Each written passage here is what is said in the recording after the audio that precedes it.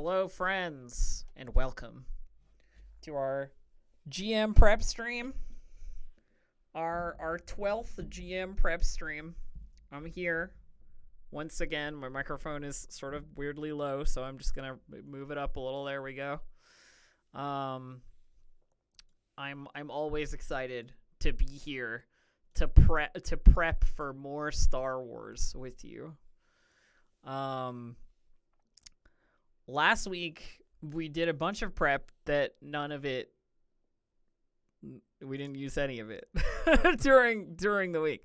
And this happens. This is like a thing that as a GM you got to be ready for. We were down Gabe last week, so the players didn't want to pursue sort of the main story quest, quote unquote, as they saw it, without Kryno. So they decided to go back and check out the ruins, the Force ruins, and open that mysterious door. I had to do a lot. In short, we're already prepped. Yeah, no, it's all good. We don't even need to prep. Actually, doing the prep last week helped because it helped me create context during this week, right? Because we talked about, like, what are they going to find on the Star Destroyer? Like, what are they going to, what evil Sith, Inquisitor or whatever has, like, some special item or what have you. Like, I got to kind of use that context that we wrote last week to create, like, foreshadowing this week, which was really fun. Or when I say this week, I mean, the last episode. But I will say that I was tap dancing like hell during last week, trying to make sure that I was coming up with stuff that felt like it was good, it was fun, kind of improvising the details as they went. Like it's just what happens sometimes when you're the GM for something that you're writing. You know what I mean? Like, sometimes you don't have the full context planned out, and you just go, and then what you say becomes canon. And one of the great things about that is that everything that we've said up until this point, us here, be like together planning stuff, none of it matters until it's real. Until the players see it, nothing is canon. You know what I mean? So, like, if we wanted to make something up about the Vodians, you know what I mean? If we wanted to make something up about all the like history that they found in those ruins that we hadn't, like, decided was the thing before, we can do that. We can do that. We can change our thoughts, because my thoughts are, they long ago melded with the ancient forest. And are, like, part of the living system of the planet, But I'm not sure how I'm going to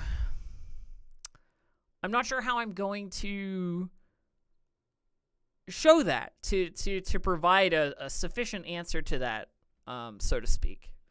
And I think maybe we will want to have, like, some living entity, some living remnant of this, like, Vodian culture somewhere. Maybe in sort of in line, you know what I mean? It may be something that we want to talk about. But yeah, no, Bud Prince, it was all improv. I was like, I haven't even planned what was behind that door. Cool. And then that's where they wanted to go. The other thing that I haven't planned, because I had a thought about it a million years ago, or you may remember us talking about GM prep of, like, having the fog wardens, like keep watch on the ruins. And I set that up a little bit with, like, a trap that they triggered heading through the door, some kind of, like, alarm trap, and some heat signatures from above, moving away from them, on the scanner. But that doesn't have to be who it was. You know what I mean? Like, wait, they didn't find out who it was. They didn't get a good read on who it was. Hell, it could be anybody, right? But The trap itself was a tripwire, like a bell tripwire, So it's not going to be Utica because it's a little unelaborate for Utica. They'd use like a laser tripwire or, some tech or what have you, probably. And it's probably not going to be, like the scavengers because they're not even interested in the ruins necessarily. It has to be somebody who knew that this was here. And like my brain immediately goes like, could it be whatever living Vodians we want to have? To like some degree, some sort of like warning, but then I'm like, well, during the session I said like the bells on the wire are like metal, that you haven't seen any like metal anything during your like ruins delving. It would be incredibly weird, sort of, to make the jump that it was them based on that. Yeah, I don't know. So, like, that may be a detail that just, like, hangs for a little bit. Hell, we could have it be, like, some curious, Indiana Jones-style archaeologist bounty hunters, if we wanted, if we wanted to add some spicy extra faction to our to our situation.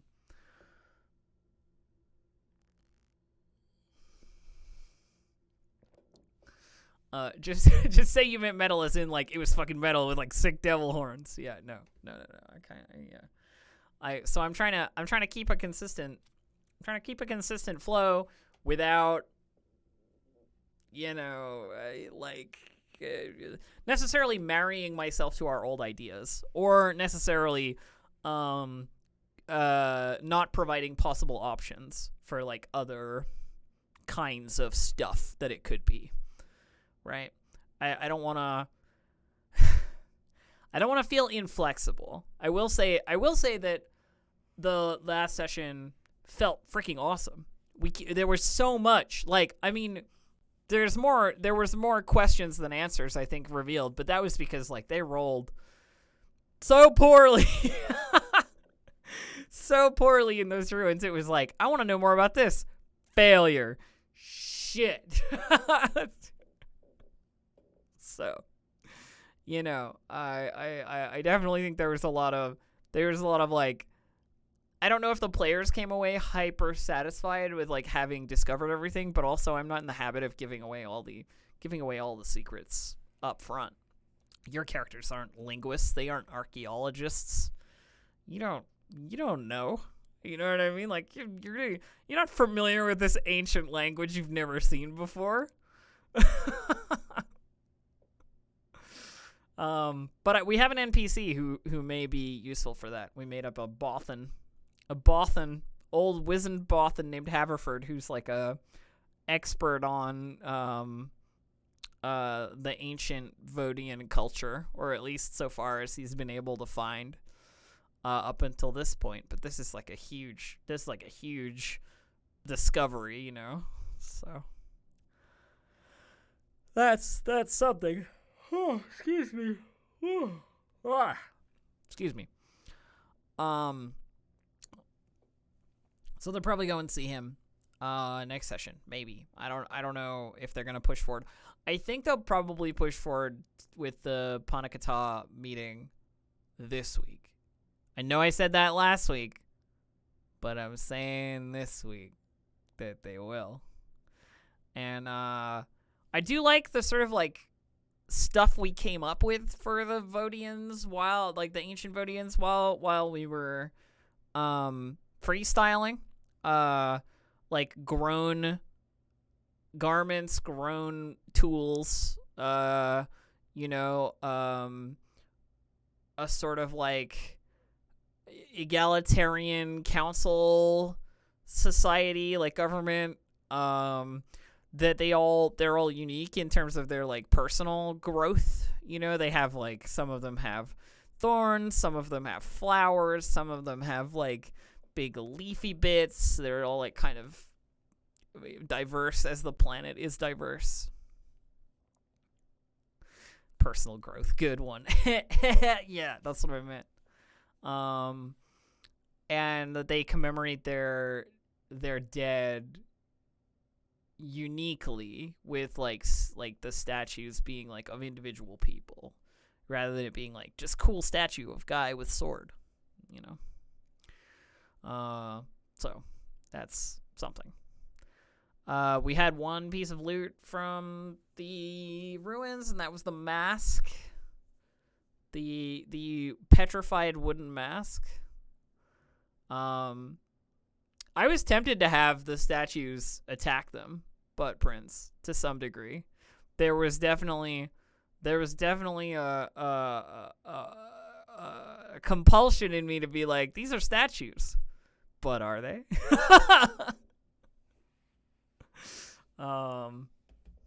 But it didn't feel like it didn't feel like it fit with the situation very well, you know. Zyle hasn't worn it, Rayfordane. I'm definitely thinking about that. I'm also thinking about the amulet being, or like the medallion being the thing. Like when they touch it, I'm gonna have like a brain blast moment. You know, was my thought. But it depends what they do with it. You know what I mean? Like their growth is up to them as much as it's up to me. I have some points where I think it'll come up, but it's kind of up to them, like I said. I mean, I've like foreshadowed what you want to do with the amulet. You know what I mean? Like there is a slot. It's amulet shaped. It's like medallion shaped. You can put it in there, you know? And I think that was a good thing. It was one of those like, okay, so they're going to the Force Ruins. So what I'll do is I'll do that thing where like when you go to a place but you don't have the key, so like they're not going to be able to get past a certain point with like how they dig into that stuff, because I don't know what is past that certain point. I don't know we don't know yet what will happen when they place the thing in the, you know, in the medallion slot. I don't know what'll happen yet.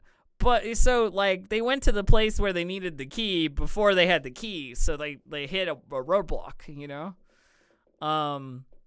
which I think worked out pretty well, in terms of it being mysterious but feeling relevant. You know what I mean? Rather than having the amulet be the thing that leads them back to the ruin, we now have the ruin that will make them acknowledge that the amulet is like a useful thing, you know. So we just sort of did it reverse ways, which is good. I mean, as long as we know where we're headed and where we want them to like focus, then we can direct that energy. I think important things to think about for today,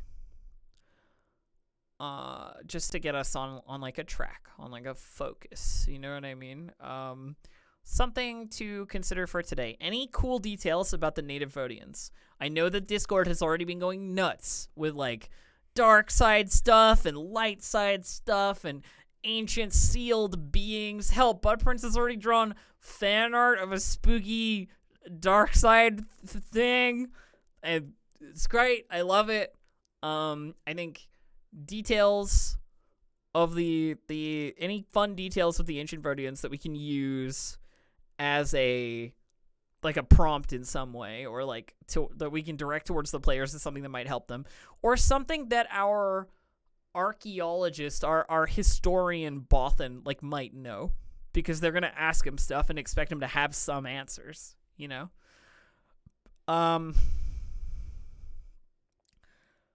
Other stuff that we need to think about is stuff that we've already covered, like the Panakata meeting. I think is going to come up, the meeting with the Fog Wardens and the eventual procession towards the Sunderer.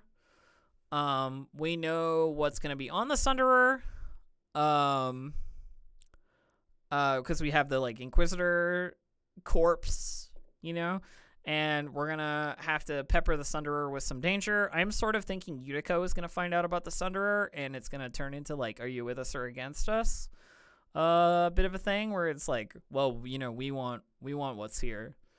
sort of a thing, because they've like prioritized other stuff. I can move Utico forward with like discovering things.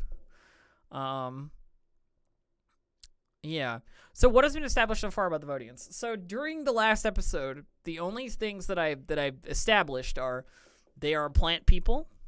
So they are in some way like grown or like they're plant people. Their items and their technology is generally like grown as well in like in a way that is like farming almost. You grow your garments, you grow your weapons, you grow your tools, like that kind of stuff. It's very organic. They're not big builders, though they have like big carved stone places, and they record a lot of stuff on the walls. There's a lot of like text and history and images and so forth. I think there's like a very dedicated there must be a very dedicated subsection of the race that is like focused on recording. They had like an egalitarian council government. Like there was no singular ruler. There's like a series of chairs all in like equal places around like a semicircular dais. Is what they found. What else have we established about them? It was implied that they're Force users. Yes, it was implied that the culture is in some way related to the Force. People feel things when they go there. That's the sort of like beginning of that vibe, basically. I think they're probably pretty long lived. I mean, they are plant people. I think there's a degree of that like redwood aging sort of vibe where they just, unless they're killed, they keep going, or unless there is some other reason for them to stop. We haven't seen any actual members of this species, of this race. I think species is probably more suitable. We haven't seen any actual members of this species, and we also, even though they went looking, haven't seen any corpses. There's no, the ruin doesn't have any like left behind. There are no remains, but also they've been like locked away or like hidden from the view of others for a long time. So it's possible that like plant turns to compost, turns to dirt, you know what I mean? And it's kind of hard to say if there would be any like corpses. Yeah, I think that's basically what we have about them. I think that would be cool to use the like growing things, like cultivating the growth of plants into usable objects, as being sort of like Force related. Like they shape the life energy of the things that they grow. They encourage them to be certain things and to be useful. That seems cool to me. I think that's something that I would probably do.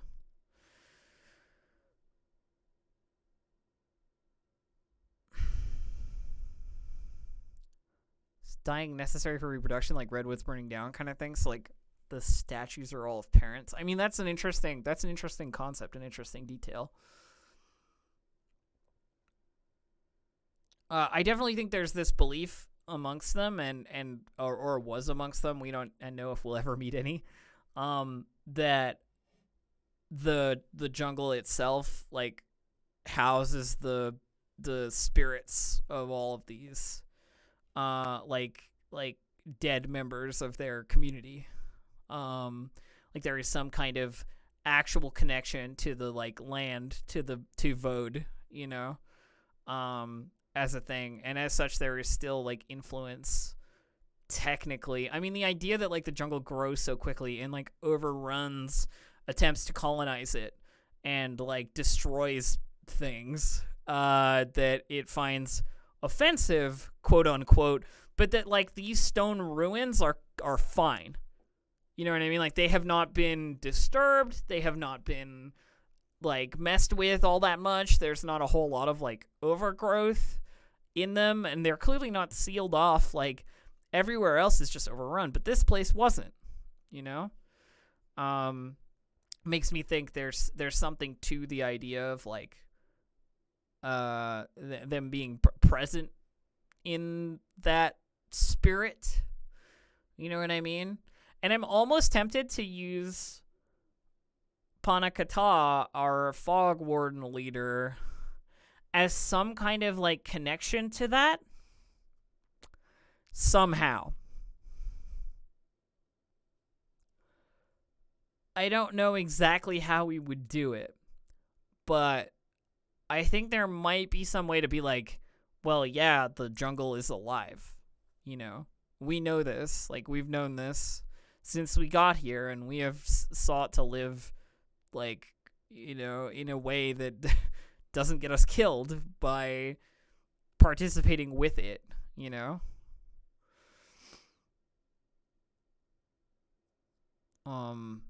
And then there's a great option for like, do you work with this person who like claims to like love this place, quote unquote, or do you help Yutiko get what they want? You know what I mean?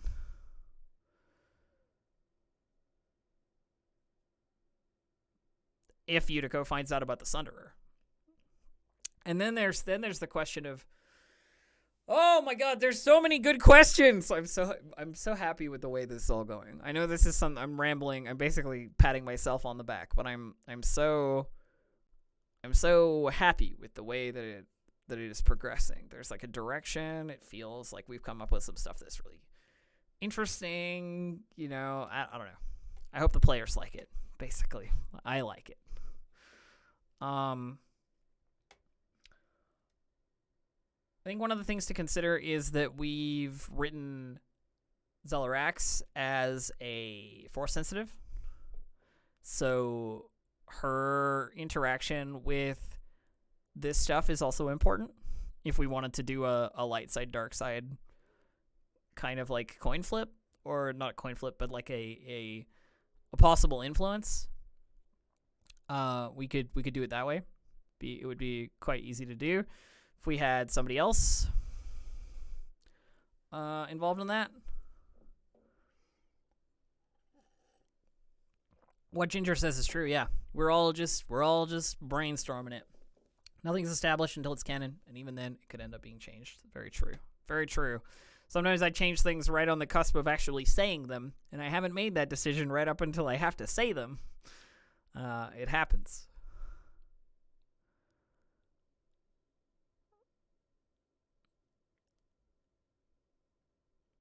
Yeah, chaotic bastard. I mean, I like this idea, right? The whole like the jungle knows what the jungle is, you know, and that there is something worth more than the chemical stimulants in the fog and the luxury lumber that you cut down, like to it, you know.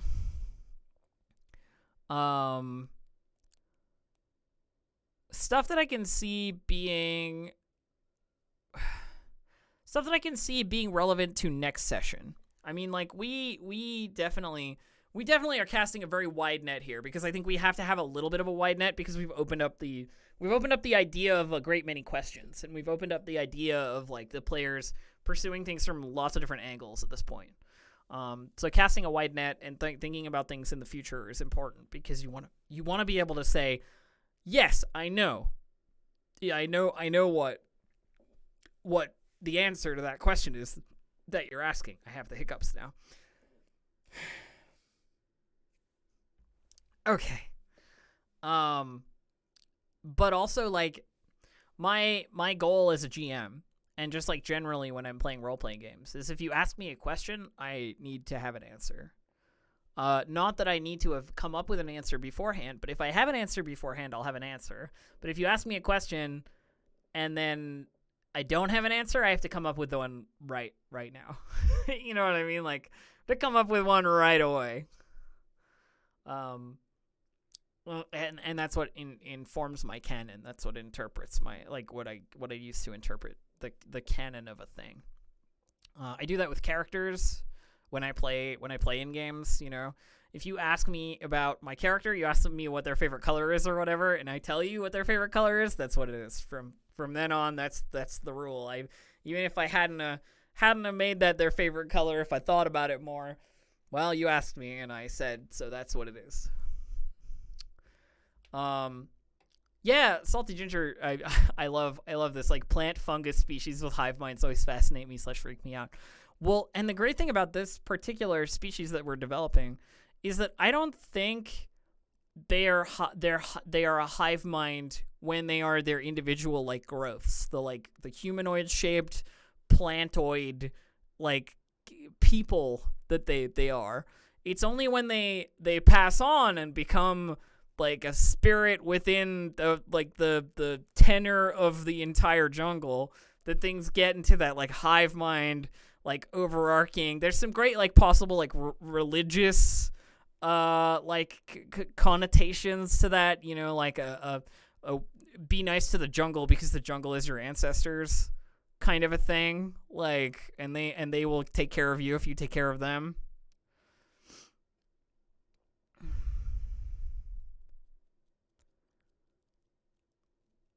Yeah, I mean, I definitely think that probably helps Chaotic Bastard with the idea that if the wardens all have Fonglong, then that probably helps with them being acceptable as part of Vode. You know what I mean?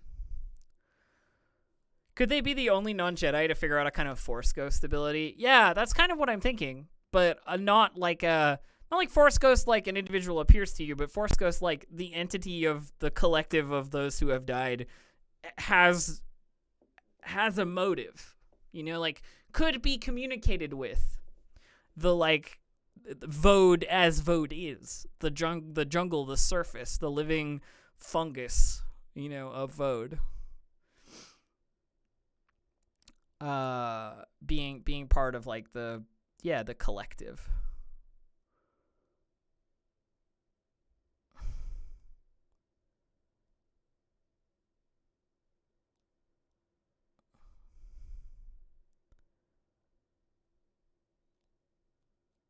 Yeah, I like that.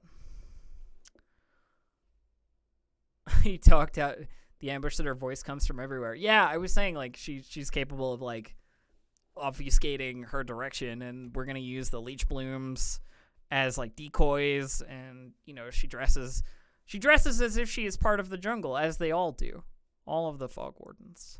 And I think talking with them, if they can have a conversation with the wardens, I think a lot of this will be brought forward as fact rather than obfuscated, because I think Star Wars has a lot of fun mystical shit happening in it, you know what I mean? And though our game is low on force power, I think there is an element of that background quote unquote magic exists being is very important to the narrative. I think if they end up having a conversation with the wardens, we might be able to have some of this not directly communicated, but secondhand, you know what I mean? We know that the jungle knows. We don't know how it knows, but it does. And we've been living here. Yeah, the whole the jungle tries to grow over the PCs, but it doesn't try and grow over the wardens. That kind of stuff. Yeah, exactly.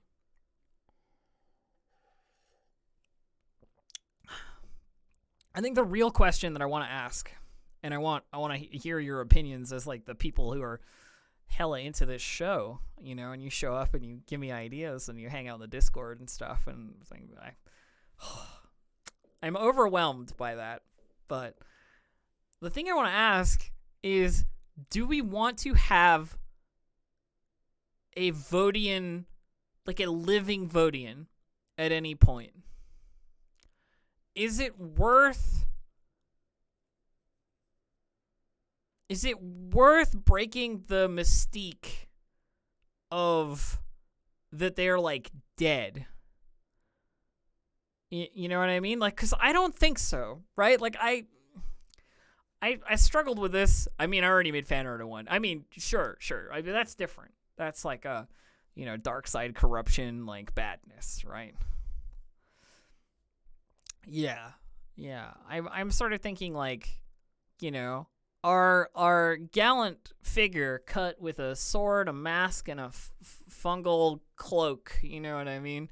Like, do we want to present such a figure at any point as a living creature? You know?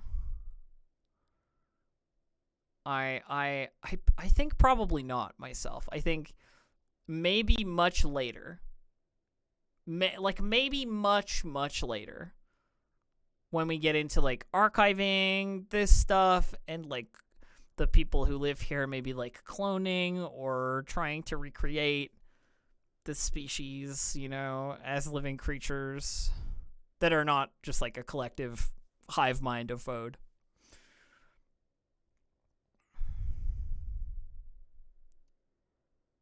We could also do, like fungal spores ingested visions, like all kinds of fun stuff like that.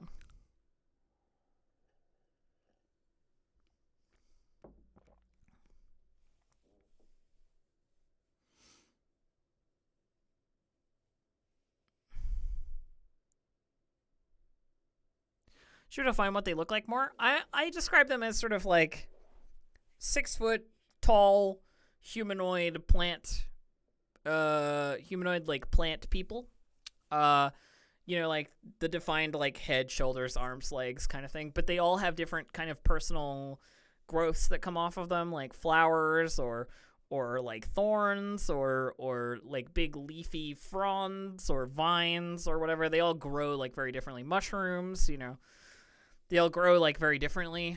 And they wear like simple garments, like loose skirts with like patterns around the edges and cloaks and like wooden masks, and like they have a variety of weapons, but those weapons are fairly like limited by capacity with like blasters. We're talking like swords, spears, bows, that kind of stuff. Just pictured them as the big mushrooms from Dark Souls.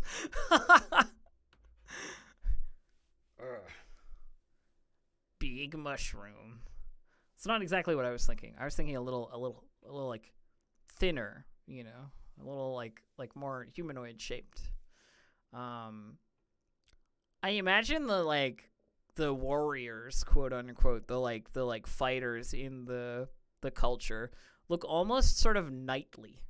You know what I mean? Like grown armor, grown weapons, grown garments, cloaks, and so forth. Like,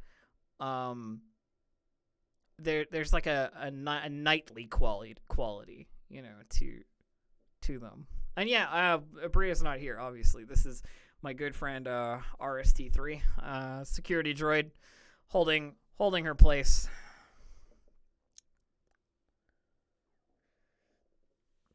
Art by Butt Prints.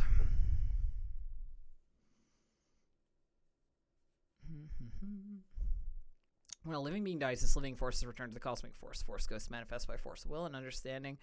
To not do it, a cool explanation would be like climbers having a rope to support the weight of those who fall, manage to keep one another from joining the cosmic force by using the weight of a collective to anchor them together. Yeah, it's this whole like you do not move on to the living force, you move on to the force of Vode. You know what I mean? Like the collective. Exactly, the collective anchor of the spirits of your ancestors, the ghosts of your ancestors, I haven't got into, like, were the Vodians spacefaring? Did they have connections with other possible spacefaring groups?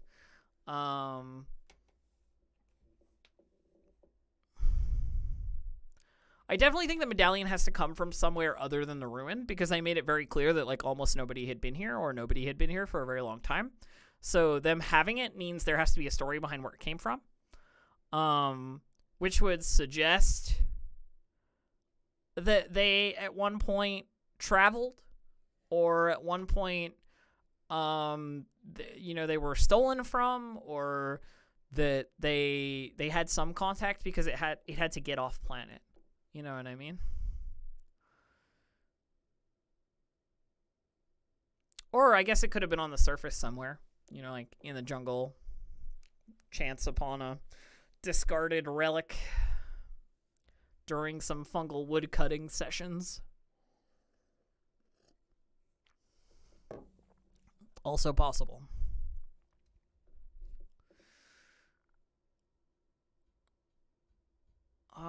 So that's something to consider. What is the story of the amulet? But I think what we need to consider now more directly, and I'm just trying to like focus us on like what will be necessary for our upcoming session is the conversation with the fog wardens. I think like we'll need to have some answers. Tinfoil hat theory, but what if the Sunderer was trying to leave with the medallion and anyone with Fung Lung were influenced to not let it leave the planet? Oh, you think there was some kind of like the planet reached out? You know, like the collective force of the planet reached out to not let this thing be stolen? And is that like part of the reason? Not the whole reason, because obviously there are reasons to mutiny, but part of the influence, like a tinge of the influence, is like you can't let this thing leave the planet. And if so, why? Why would it leaving the planet be a problem? Are there other Vodian? Are there other Vodian ruins somewhere where if you like put it in, you'd get some kind of like crazy force doomsday device? But like this one's fine?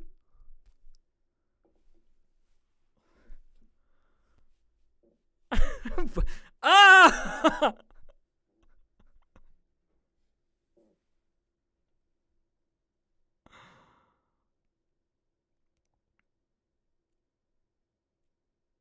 I don't know. I wanted to go with tinfoil hat theory. You know what I mean? I wanted to run with it for a second there.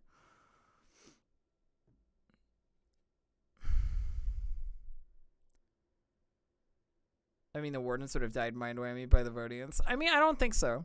I think it you know, in the same way that I had an entity reach out to not Yeshivon, to Xyle during the intro to like the going into the ruins. You know what I mean? The idea that something could communicate or could reach out and like touch the consciousness of like another living creature is something that I've already like established as a thing that can happen. But I mean, Xyle had the presence of mind to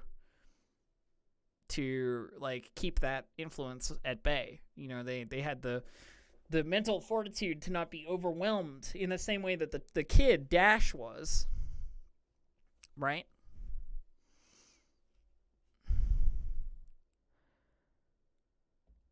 Yeah, I don't want to take away their free will, obviously, but Prince, because I feel like that's silly.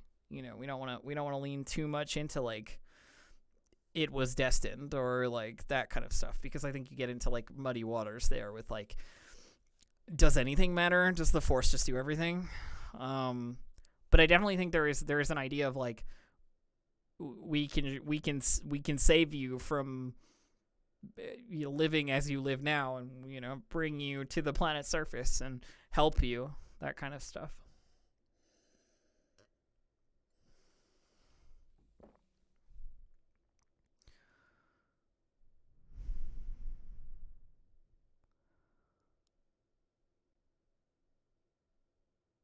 Back to the knightly Vodians. Could their armor be some sort of living symbiotic like Darth Vader's Orbalisk armor? I'm not sure I'm familiar with the Orbalisk armor. Orbalisk armor. Let's take a read. A suit comprised of Orbalisks, near invincible parasites native to Duxon. Very hard shell, able to deflect even lightsabers. Parasite creatures clung to the body using thousands of tiny teeth and fed off the dark side of the Force in a person. The only known use of Orbalisk's armor were Darth Bane and Freedon Nad.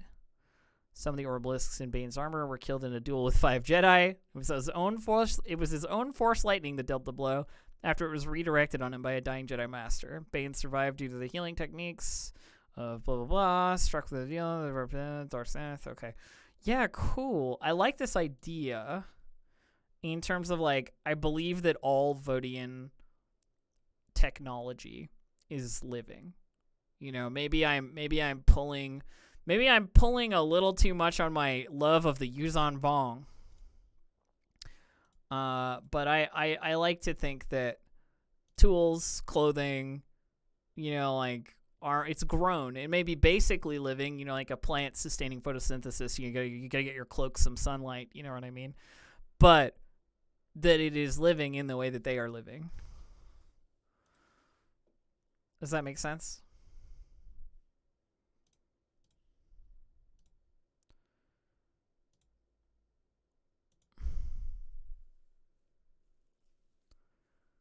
Definitely less powerful than Orbalisks. Obviously, Orbalisks are like lightsaber resistant, super strong, badass things. We're talking about like, you know, it'll protect you from some blows. Maybe it would be as good as like plasteel armor. Maybe. It's hard to say. Because like then we're talking about like, is their technology actually really cool? You know, do the players want to get their hands on a Vodian sword because a Vodian sword has like a fucking, you know, micromillimeter blade or whatever and can cut through things like a Vorpal sword, you know, like what's the deal, you know?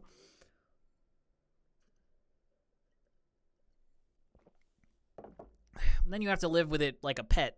Everything requires maintenance, you know? Fungus robes like Vraska's one in MTG. Yeah, kinda. Yeah, like, you know. I think there is some great space for those of us in the community. Maybe not me particularly because I'm really kind of bad at that. But there is some great space for those of us in the community who are very familiar with like the equipment systems or the armor systems or the weapon systems of Edge of the Empire to maybe make some stuff they could find. You know what I mean?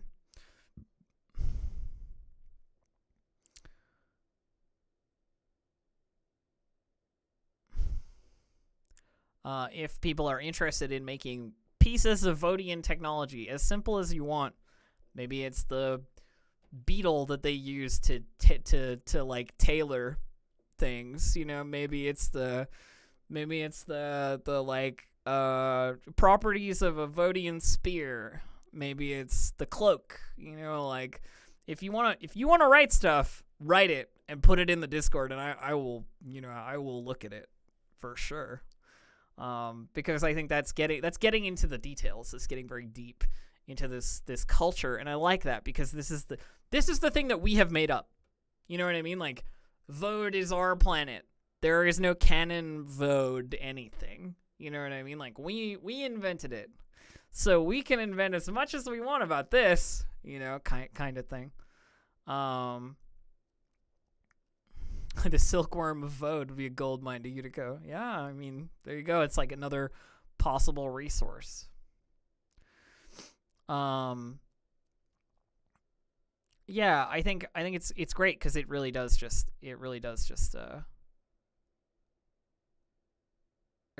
like let us do whatever we want with it. You know what I mean? Like we are unrestrained by canon in this regard.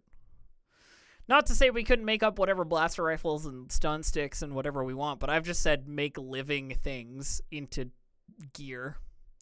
So I mean, you know, and all of this is great for a culture of Force users because life and the Force are like one, you know? So being able to influence the growth patterns of things, being able to encourage, you know, like health in your equipment, quote unquote, and like live in a sort of symbiotic fashion with like these creatures, these like living things that help you. You know, it's like I don't know, it's kind of cool. I think it works as a concept for like a very Force active culture.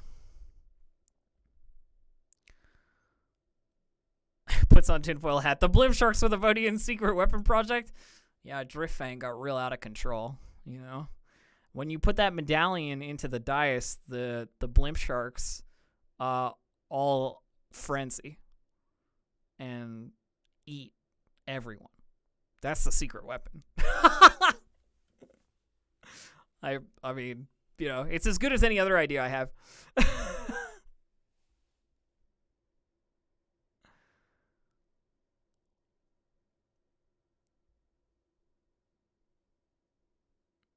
Blimp Sharknado, exactly. Something for us to consider in the long term, because I think the conversation with Panakata is going to be very I think I'm going to lead it in a direction that is we live with the jungle because this is where we can live. We have Feng Lung, all of us, and we are infected, and we need to be able to breathe, and we can breathe here. But also the jungle has welcomed us as part of Vode, as citizens of its domain. And then we can do it grows towards you guys, but it doesn't disturb the fog wardens at all. There's no creeping moss trying to grab their feet or anything like that. In fact, some of it almost seems to move out of their way. They don't trip. They don't seem unconfident in their movement. They are assured and they are certain of their environment.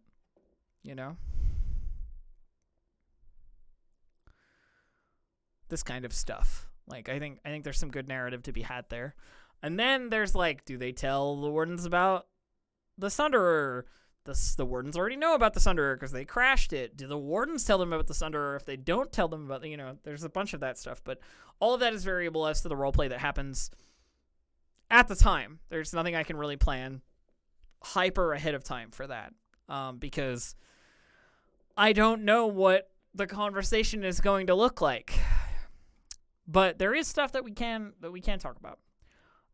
One of those things is what our historian is going to have to say about all of the recordings that Mabel might bring him.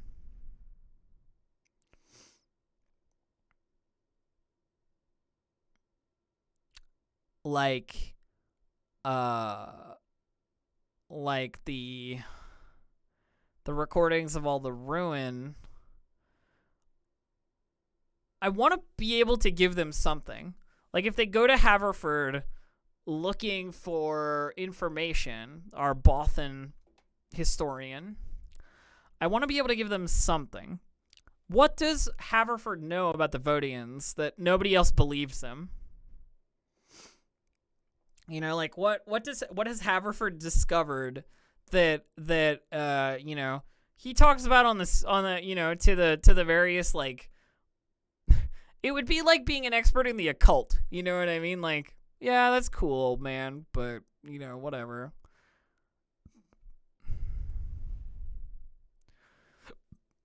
I like the idea of the formal and informal script as well on Original Poster. You brought this up in the Discord, where it's actually difficult to read the formal language, because it is supposed to be colored. There are supposed to be colors that denote the symbols in different ways. I like that. And that there is an informal graffiti that is in some way different. It's some other form of the language that is easier to read because it denotes what color it should be in the text, because coloring it would be more difficult. That kind of stuff. I saw that on the Discord and I thought that was really cool. I may steal that, definitely.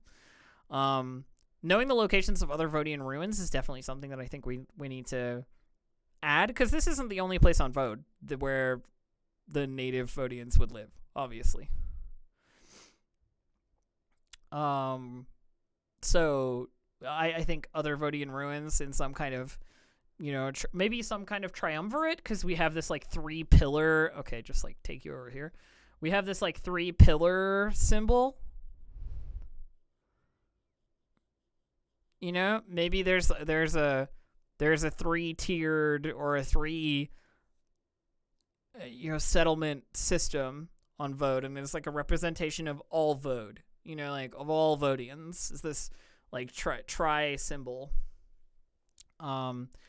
which we would need to invent the fully built version of, like 1 spire, 2 spire, 3 spire, and like maybe there's like writing on them originally, that kind of stuff. Might be cool. Haverford knows how to play an ancient Vodian musical instrument. He insists the party listen to him play it. Yeah.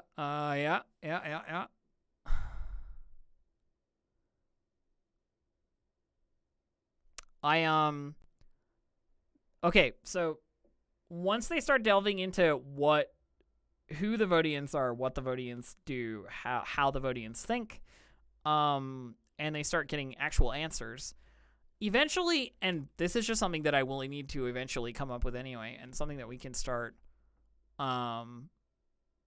thinking about.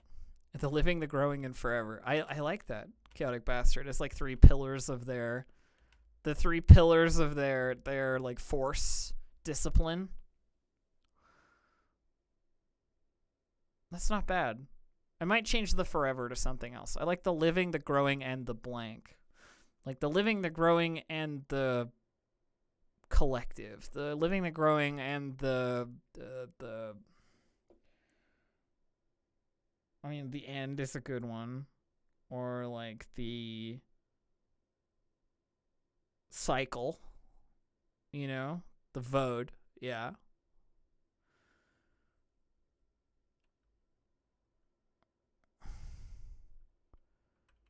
And the union. The union is good. I like that. The return, also good. Okay, these are all great suggestions. I love it. I might not remember. I should probably write it down.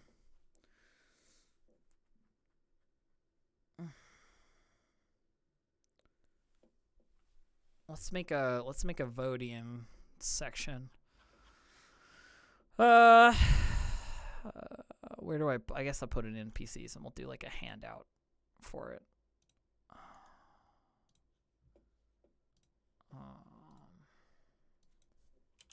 Vodians.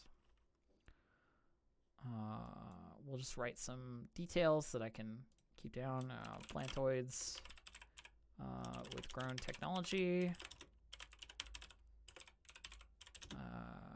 On death, send to some sort of collective within the jungle. 3 temples. The living, the growing. And I like the Vode, actually. I'm going to take that.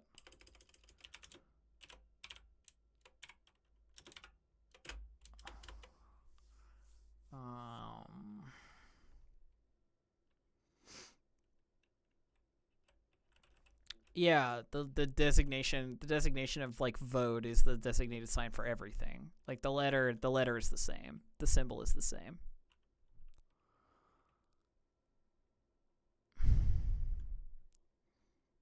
I like that. I also like the idea of there being dormant spores or dormant seeds or what have you, whatever the young Vodian element would be, but that would be for something like way later. I don't want to get that involved. Although it could be part of what the medallion is for. Maybe the medallion is for the rebirth of like a dormant batch of like Vodian children, quote unquote, like turning the power on.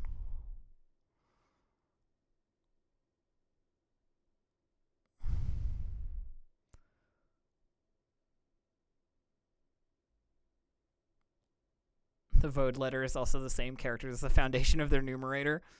We're getting into some deep lore. Were there evil Vodians, dark side Vodians, dark side hive? There are dark side and light side influenced Vodians for sure. I definitely think like historically they definitely have them. I like the idea that there are smaller groups. We're talking about 3 big temples, you know. There will be places in the jungle that, you know, are not these 3 temples, you know, these smaller places. Obviously, it's a whole planet. There's a whole planet, you know. There's a lot of space, and mushrooms do like to grow in the darkness. Yeah. One of the things that Dave brought up during our like their like theorizing of what was happening with the growth was that there was some kind of growth related caste system, like the Vodians with the flowers did different stuff than the Vodians with the thorns did different stuff with the Vodians with the, and I don't really like the idea, but I want to acknowledge that it was said. You know what I mean? Because in theory, possibly. You know what I mean? I don't really like the idea of anyone's particular personal growth or like thing they cannot change being the determiner of like where they live or what they will do. You know, not all Vodians with mushroom growths are evil dark side users. That would be very weird. But it's possible that we could make some kind of like, red herring or like distraction with that. I just wanted to acknowledge that it was said, and that I acknowledge that it as a theory is interesting. You know, what if their forms change based on the job they're doing? I mean, that's different, right? Like, yeah, that could be part of it for sure.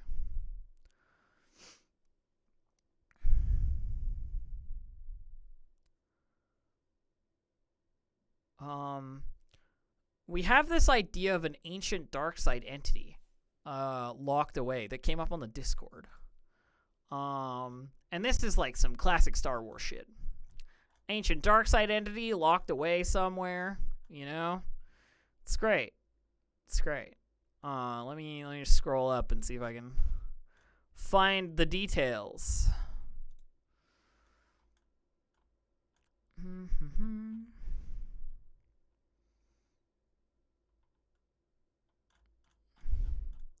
Yeah, Chaotic Bastard came up with a spooky dark side thing.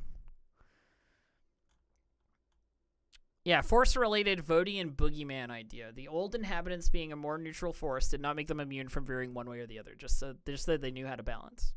Somewhere in the old carvings is a tale long lost of a being who felt the pull of the dark side and went racing into its embrace. Their body twisted from foul energies and manifested dark emotions, appeared as a 12-limbed shambling humanoid. Its depictions adorned with photoluminescent crystals, so its misshapen eyes always glimmer and seem to attract those that witness them.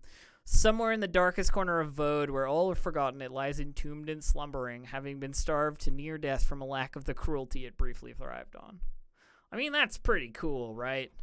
The other thing is Unoriginal Poster has been writing a whole bunch about the language, some stuff I really like, which is like language ideas to consider. The stuff about like the language being color related, so like when things are written in certain colors, they mean different things. Even if the symbols are the same, they're being like purple or green or red or what have you, like denoting different things. I also really like the idea of there being like an informal version of this language in the same way that there is like an informal version of a lot of like not pictographic but like symbolic languages, like languages that use symbols. There's an informal version. Oh, did I just close that without saving it? I sure did. That's okay. I'll go back to it in a sec. I really like that idea since we've been focusing on like the language being difficult to parse, you know. It's because like stuff is missing, you know, in the formal stuff. And then the other thing that Unoriginal Poster came up with was that Vodian script is written from bottom to top in a line, so straight down. Everything bottom to top, straight up. As for them, everything starts from the ground, you know, like growing. You know, language grows up as a tree grows up. And then that a good share of the inscriptions that Mabel recorded are graffitis written in the informal script because people are people no matter where. And I think it'd be interesting if part of that ended up being immediately more useful because the informal script has indicators to mean like what the color of the word should be because you don't graffiti stuff in complicated formal text. And you know, like generally archaeologically graffiti has been like a big thing in history, you know, like Pompeii, like some like Viking shit, you know, like there's a lot of that, like, you know, graffiti being what helped like break a language, so to speak, open up a language.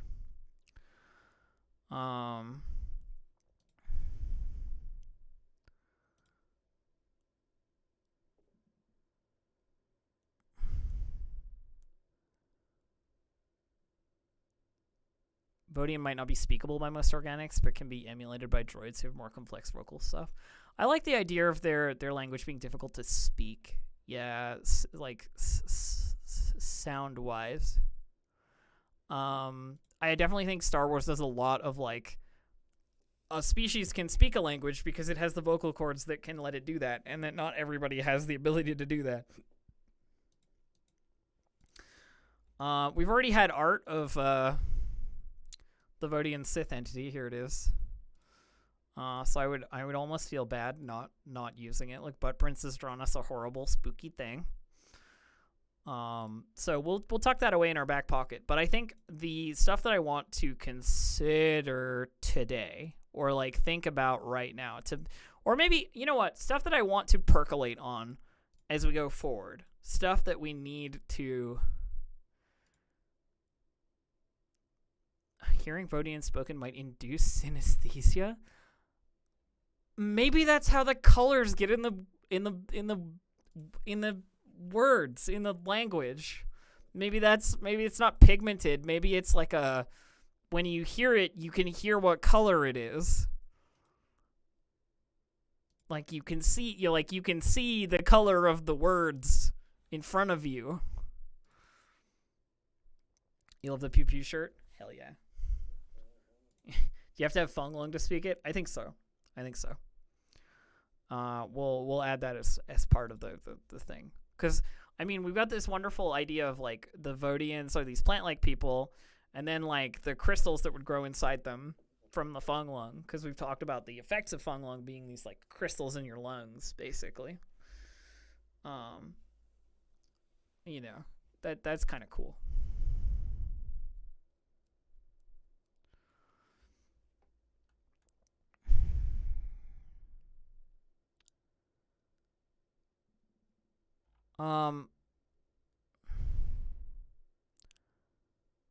So what I was going to say, I'm getting distracted by all your wonderful ideas. These are all great, and I love it. And the ancient Vodians, I'm going to have to write a stat block for Vodians for people who want to play a long-lost Vodian in some other Star Wars game. What I was going to say is that the thing we need to consider and percolate on for perhaps, like, not this week, but upcoming weeks is what will happen if they put the amulet into the slot in the ruin they've already found.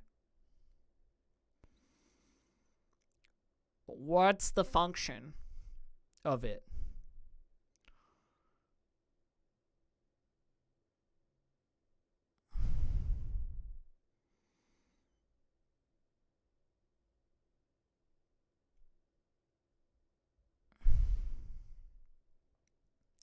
Because whatever it is was readily nearby to the council seats.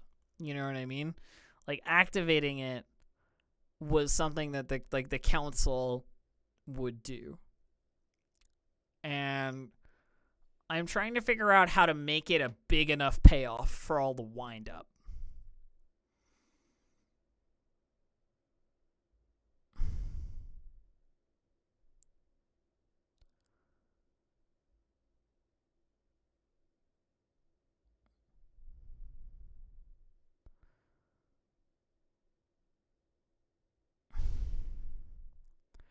I definitely think there's something cool to you put the amulet in, and like force ghosts of these Vodian council members like appear in the seats, and it's actually like a council with like ancient elders rather than a council of like living members. Something like that might be cool. And they can answer any question the players have. Like any question at all about Vode, the Vodian elders know it. You know what I mean? Are Vodians transpecies? I don't think so. I don't think you can become Vodian. You know what I mean? Like I don't think they are a changed species. I think they are originally from Vode. They were grown from the seeds of the jungle, you know, the spores of the jungle.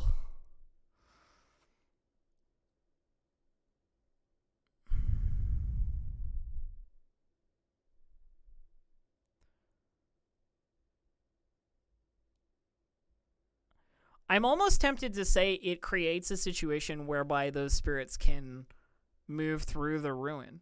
You know what I mean? Like when activated, there is such a connection with like the living force of the planet that even those who are gone aren't really gone.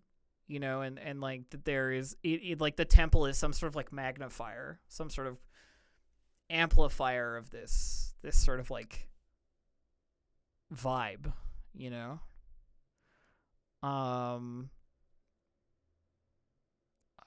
Yeah. But also, like, we have to come up with a way eventually to have them move off planet. Because Vode will not last forever. Vode is not the entire campaign. Much as I love it, you know, much as I adore it, I don't think that we can keep us here forever. You know, we'll have to move out into the sector at some point. We'll have to take a space venture.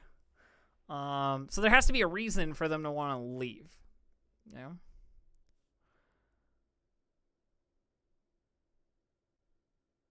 Offering a bigger, more tantalizing question is a good payoff. Yeah. The idea of like, it activates, it shows you a location on a star map, or it directs you somewhere, and then like you have to get there. Yeah, I mean, I don't think we need to come up, like I said, I don't think we need to come up with the answer now. I don't think that is something we necessarily have to come up with at the moment. But as all of you are my co-GMs, you know, in these preparatory times, it is something for us to consider and to think on, you know? Or special star map not on official charts. Ooh, secret planet, secret moon, you know, something like that. Yeah. I mean, that's always good.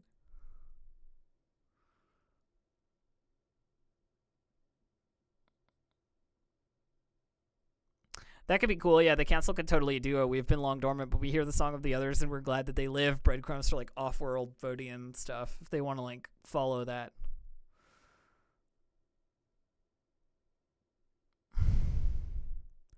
Like, take the amulet, you'll need it, go to them, sort of a thing.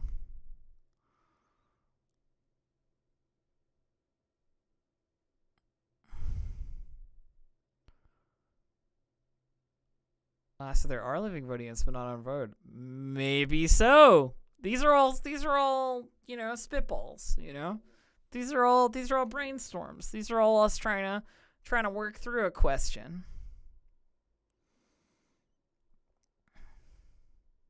Or maybe it's just that they sense that one of the settlements is active. Maybe it isn't Vodians. Maybe someone else is, you know, taken over and is using their, like, technology. The ancient evil awakens with the council. I mean, of course. Of course. The ancient evil must awaken when it feels the presence of activity in the ruins.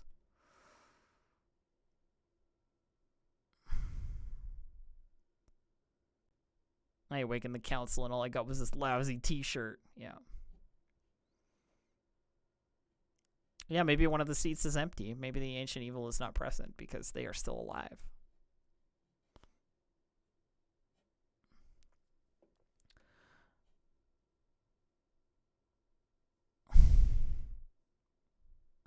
Oh man, how to make Yutiko your enemy forever by destroying their main planet. Oh, the other thing is, like, if they did something like awaken some Vodians, or like start some kind of rebirthing process or something like that, that's like bad for Yutiko too. Like, all of this is bad for them. It's one of those things where it's like they don't want this to happen, so you're gonna have to deal with that.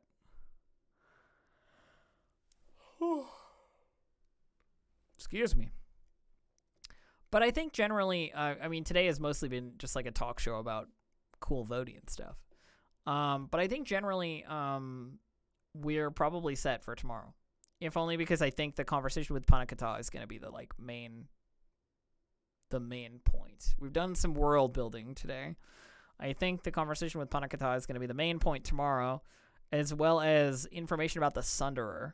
I'm hoping that Dave also, or Omni, is interested in doing like ship repair, and we can talk a little bit about the MC-18. We can get some characterization of the ship, like that kind of stuff. It'll be fun.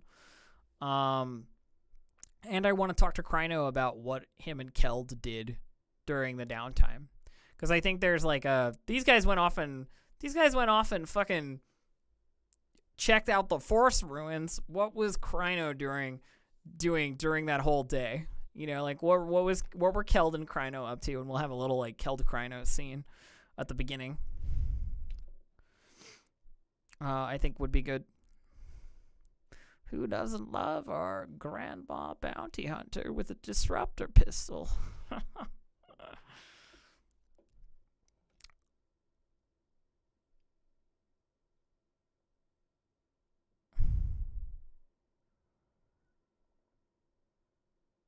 It was implied that Zala killed her dad. What if her dad is also force sensitive? His contact with audience not destroy the jungle. I mean, that is a great like background theory. That is a great like tinfoil hat background thing. It's a matter of like, will the players ever know that? You know what I mean? Kelly and Kryno did the story mission, come back with a bag full of Panakata's ashes. I doubt it. I don't think Keld would go with Kryno to do that. Keld has already said like, too big a fish. I'm not a moron. She's lived this long because she knows when to take the bounty and when not to.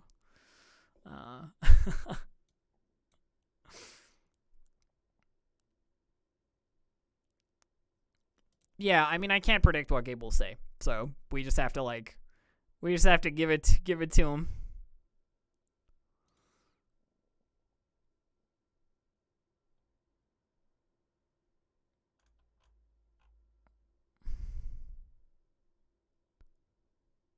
Okay. I think that leaves us in a pretty good place. What I would love, my lovely collective of fun, cool things. Also random, but what if Haverford and Keller are dating? I mean, could be. We'll decide on that detail shortly. What I would love from my wonderful collective of folks is to ponder that question, the what will happen question, when that amulet gets jammed into the slot it's supposed to go in. And maybe if you're feeling spicy, more fun voting details, because there's nothing I love more than the self-aggrandizement of a thing that I invented that feels really cool and awesome, and knowing more about them. Because the more I can tell the players, the more they will think I know everything, so to speak. You know what I mean? It's like the more details I can be like, oh, yes, the language when I'm playing Haverford or whatever, the more they will think I have everything planned all the way to the end.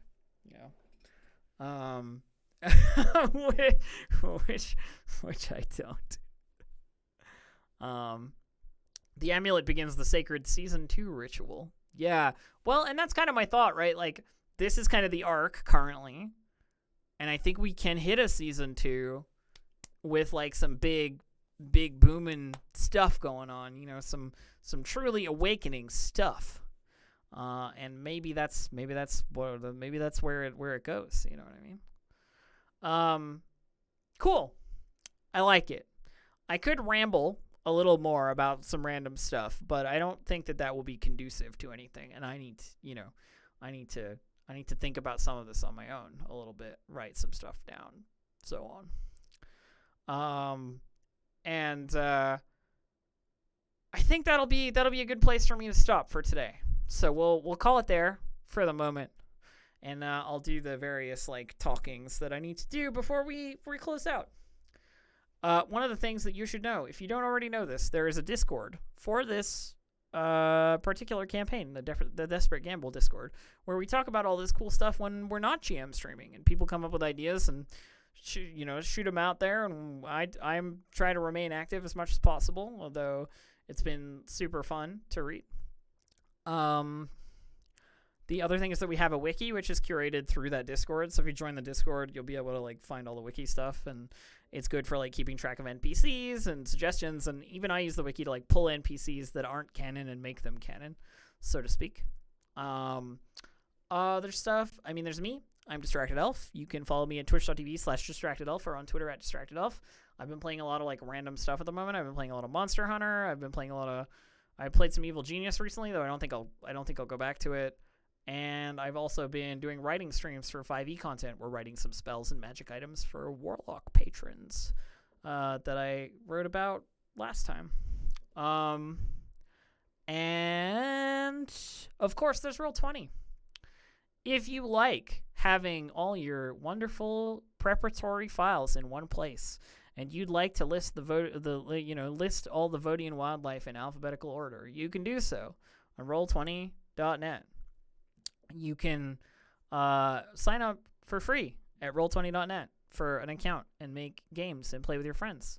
One of the things I like the most about Roll20 is that I don't lose my character sheets or what do you call it? Like find that my dog has gotten a hold of the folder full of all of my campaign notes and destroyed them.